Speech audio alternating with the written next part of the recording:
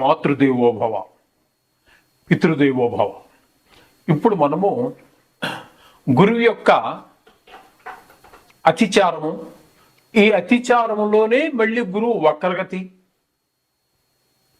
వీటి గురించి మనం చర్చించుకోబోతున్నాం. ఇది ఒక విచిత్రమైనటువంటి పరిస్థితిలో ఉంది.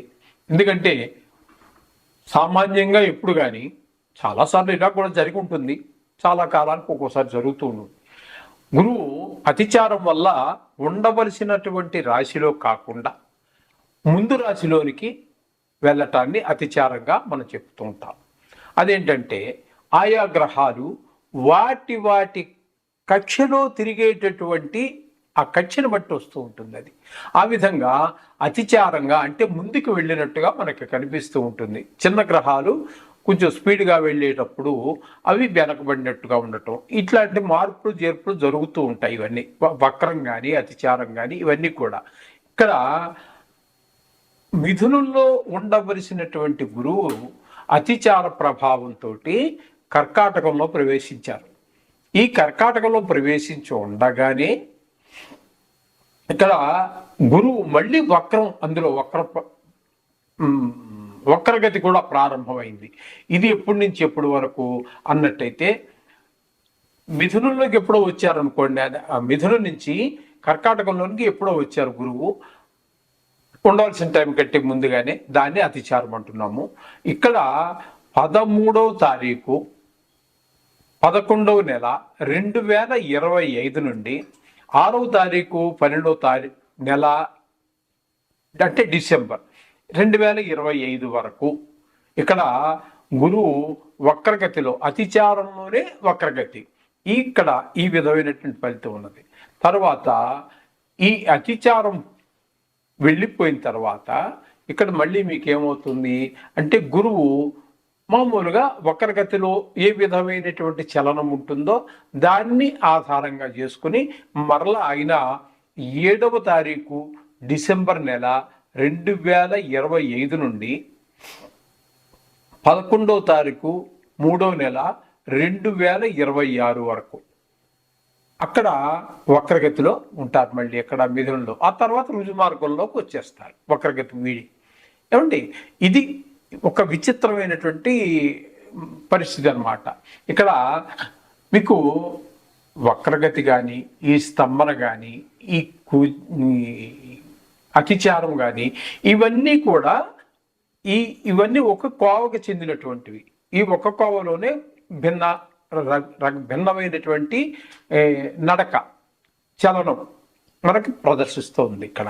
ఈ విధంగా ఇప్పుడు ఏంటంటే మనం ప్రస్తుతము ఉన్నటువంటి పీరియడ్ని బట్టి మొదటగా మనం అతిచారంలో ఉన్నారు కాబట్టి ఆ యొక్క ఫలితాలు చెప్పుకుందాం. 13వ తారీఖు 11వ నెల 2025 నుండి 6వ తారీఖు డిసెంబర్ నెల 2025 వరకు ఈ కాలం అంతా కూడా కర్కాటకంలోనే ఉండి అతిచారం వక్రగతి ప్రారంభమైంది. ఇక్కడ వరకు 12వ నెల వరకు అక్కడ ఉన్నారనమాట.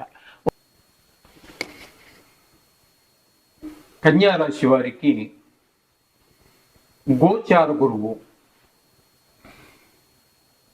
అతిచారం వల్ల మిథునం నుండి కర్కాటకంలో ప్రవేశించారు. ఆ కర్కాటకంలోనే వక్రగతి ప్రారంభమైంది.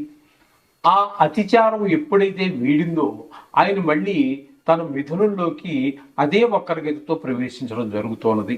కాబట్టి ఇక్కడ ఈ కన్యారాశి వారికి ఈ గురువు ఇచ్చే ఫలితం ఏ విధంగా ఉంటుంది అన్నట్టయితే ఏకాదశ స్థానంలో అంటే కర్కాటకంలో 13వ తారీఖు నవంబర్ నెల 2025 నుండి 6వ తారీఖు డిసెంబర్ నెల 2025 వరకు సుమారుగా 23-24 రోజుల పాటు అక్కడ ఏకాదశ స్థానంలో సంచారం చేస్తూ ఉన్నారు.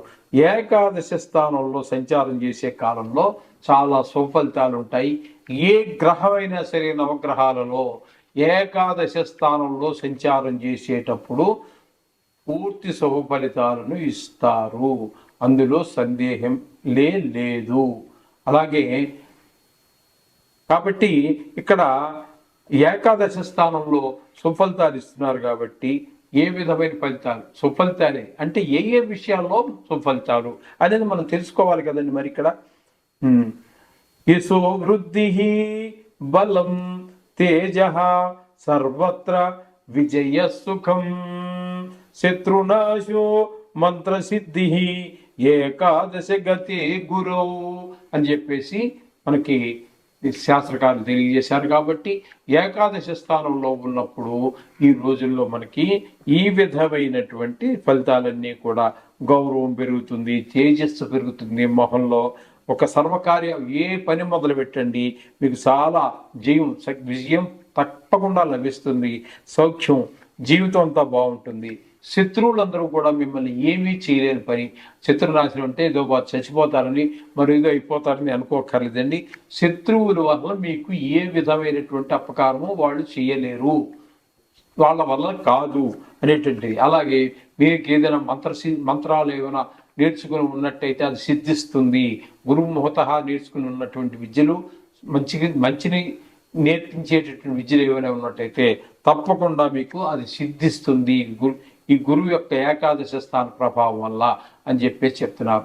తదుపరి ఈ అనంతరం ఏమవుతుందంటే మీకు ఈ అతిచారం వీడి గురువు మళ్ళీ తన స్వస్థానం అంటే సొంత స్థానం అని కాదండి, మిథునంలో ఉండవలసిన ఆయన కాబట్టి మిథునంలోకి అక్కడికి వెళ్ళిపోతూ ఉన్నారు. అక్కడ కూడా కొంతకాలం అంటే 7వ తారీఖు 12వ నెల 2025 నుండి 11వ తారీఖు 3వ నెల 2025 వరకు అక్కడ కూడా వక్రంలోనే సంచారం చేస్తూ ఉన్నారు. అక్కడ మీకు ఏమవుతుంది అన్నట్టయితే దశమ స్థానం అవుతుంది. దశమ స్థానంలో గోచార గురువు శుభ ఫలితములను ఇవ్వజాలరు. అక్కడ దశమ స్థానంలో ఉన్నప్పుడు ఏ విధమైనటువంటి ఫలితాలు ఇవ్వబోతున్నారు అనేది మనకి అందించినటువంటి ఈ జ్యోతిష్ శాస్త్రాన్ని అందించినటువంటి వారే మనకి చెప్పినటువంటి ఆ శ్లోకాన్ని మనం చెప్పుకుందాం. ధాన్యనాశో ధనశ్చేద వృధా సంచరణం భయం సర్వజనైః దూషణం చైవ దశమస్తు యదా గురుః. దశమస్తు అంటే దశమ స్థానంలో గురువు గారు ఉన్నప్పుడు ఏమవుతుందంటే ధన నష్టం అవుతుంది, ధాన్య నష్టం వస్తుంది, వృధాగా తిరగటం అవుతుంది, భయం అని దేనికో తెలియనటువంటి భయం, బంధుజనులందరూ కూడా మనం దూషిస్తూ ఉంటారు. ఈ విధమైన ఫలితాలన్నీ కూడా గురువు ఈ సుమారుగా ఇంచుమించుగా 3 నెలల కాలం పాటు ఇక్కడ మనకి ఇవ్వబోతూ ఉన్నారు. కాబట్టి అంటే మిథునంలో సంచరించేటటువంటి కాలంలో ఈ విధమైన ఫలితాలు వస్తాయి. కాబట్టి తగు జాగ్రత్తలు తీసుకుంటూనే మనం ఎక్కువ కాలం ఈ గురువు యొక్క సంచారం, ఈ వక్రగతిలో సంచారం మనం తీసుకున్నట్టయితే మిథునంలో మీకు దశమ స్థానంలో ఉన్నప్పుడు ఇచ్చేటటువంటి ఫలితాలు ఎక్కువగా ఉన్నాయి. కాబట్టి వీలున్నట్టయితే రోజు చేసుకునే వాటితో పాటుగా అంటే నవగ్రహ జపాలతో పాటుగా 1 కేజీ శనగలు తీసుకొని బ్రాహ్మణుడికి దానం ఇవ్వండి. ఇచ్చినట్టయితే ఈ సంకల్పం మాత్రం చెప్పించుకోండి. ఏ విధంగా దశమస్థానంలో గోచార సంచార రీత్యా సంభవించేటటువంటి ఈ దుష్ప్రభావాల నుంచి బయటపడడం కోసం అని చెప్పి సంకల్పం చెప్పండి. వారు చెప్తారు. ఊళ్ళో పూజారి గారు కావచ్చు లేదా ఏ పురోహితుడైనా చెప్తారు. ఈ బ్రాహ్మణ వృత్తిలో ఉన్నటువంటి వారు ఎవరైనా కూడా అంటే గవర్నమెంట్ ఉద్యోగస్తులు బ్రాహ్మణుడు అంటే పాపానికి తెలియకపోవచ్చు, వారి వృత్తి వారి వ్యాపారం వేరు. కాబట్టి గుళ్ళో పూజారి గారికి కానీ ఒక పురోహితుడికి కానీ పిలిచి ఏదో మీకు తోచినటువంటి దర్శనిచ్చి అది పండు కాయి బాలం తాను ఇచ్చి ఆయనకి ఇచ్చినట్టయితే ఈ బాధల నుంచి కొంచెం మనం బయటపడే అవకాశం ఖచ్చితంగా కనిపిస్తూ ఉన్నదండి. శుభం. అలాగే మనం మంచిగా మాట్లాడినా సరే ఎదరవాడి అర్థం చేసుకోవడంలో కూడా కొన్ని సందర్భాలు ఉంటాయి. అలాగే మన మాటలో కూడా తడబాటు